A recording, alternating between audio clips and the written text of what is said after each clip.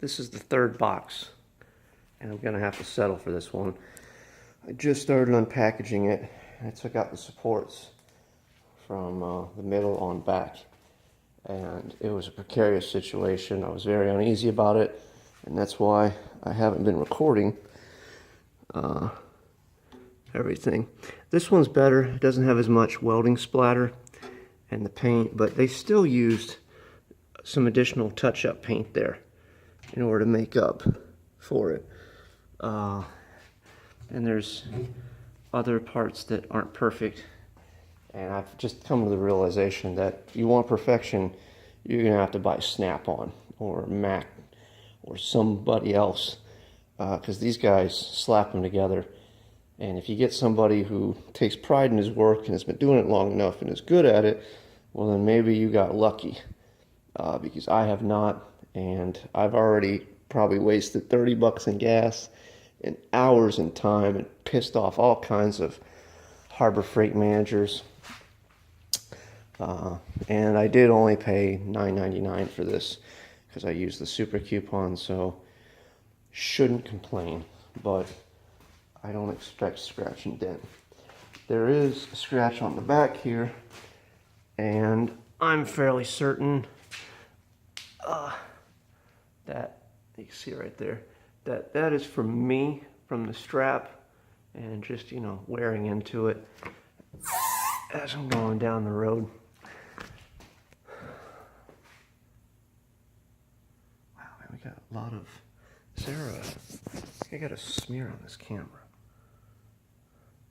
Yeah, I think that's what it was. And there's my serial number. So in case anybody steals it, my God, if you ever were to take off this sticker, I wouldn't even know it's mine.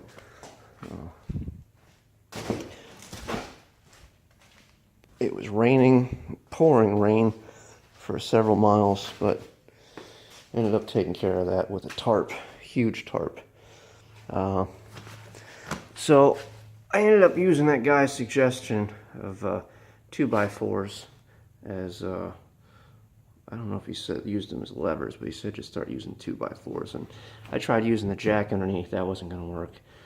So I ended up wedging a 2x4 in there, lifting it up, shoving another 2x4 underneath it like that. And on both sides, you know, did it little by little, because, you know, I was afraid of it going too far one way, and then that would be it, the tipping point, and I would not be able to save it. And Harbor Freight's not going to take that back. That's my fault. And then when I was lowering it, I was very concerned. So I took these out little by little, backed them out, and then they stopped. Both of the casters were hung up on the side, and I was like, oh no, this is going to be the same situation. I knock one of the casters off, it's going to come down, the weight's going to shift. I said, so let me just take up some of that space there so it doesn't drop too far. So I put the 2x4s underneath there, and as sure as I called it, as soon as I hit this one in, it dropped down and my heart skipped a beat. And then I did that one, so now we're down to this. And I'm debating on whether I'm even going to be able to pull those out. I could put a jack underneath here and jack that up is probably what I should do.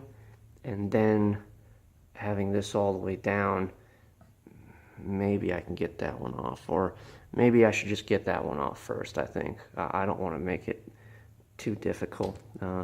These center ones, I took this Dead Below mallet. I forget what the weight of this thing is, if it's 5 pounds. It's from Lowe's. It's a Estwing. I think it's, you know what, it might be from Harbor, or from Home Depot. I really don't recall. It's a CCD 45. Maybe it's a 4.5 pound or something. Wear safety goggles. I did not do that, and I probably should have. You're right. Made in the good old USA. But I use this to slam the side of, what are they all hiding at? These guys right here. And I had to be very careful that I didn't all of a sudden miss my aim and nail the toolbox and make a nice good dent. That's the other imperfection, is that I don't know if this was done in shipping or what, but there's a gap right there, and there's no gap down at the end. It's tight, so this got bent in, and I could probably try to hit it and bend it back, but more than likely I'd bend it at the wrong spot. So I'm just going to try to ignore that too. That's a problem with being a perfectionist. I put the handles on. They didn't come with an instruction booklet, not that you needed them, but it did come with 4 extra screws, and they're kind of like the exhaust screws where you don't need a locking washer, they just tighten down. I don't know where those go yet. I don't know if it's part of the caster. And then we've got all these. You know what? I am missing these little inserts. I believe this thing would have come with inserts. I don't have those. Also don't have a manual.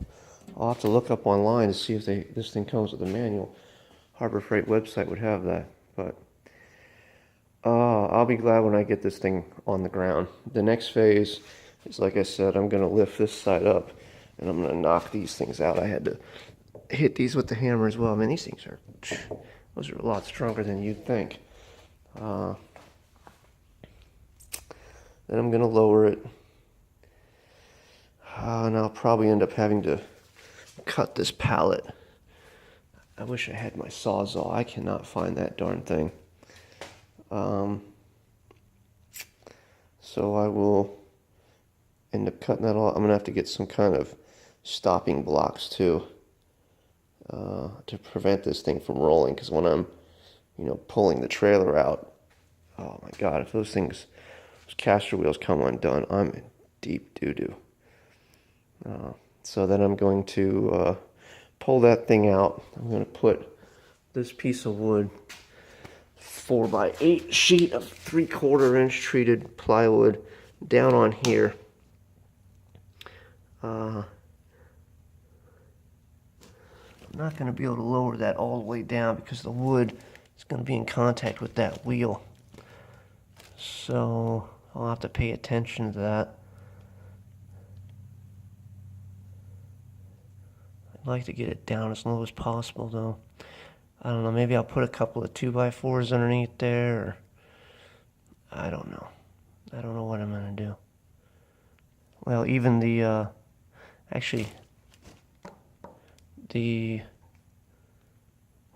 can't think what these things are called. The pump, the shaft, the hydraulic unit,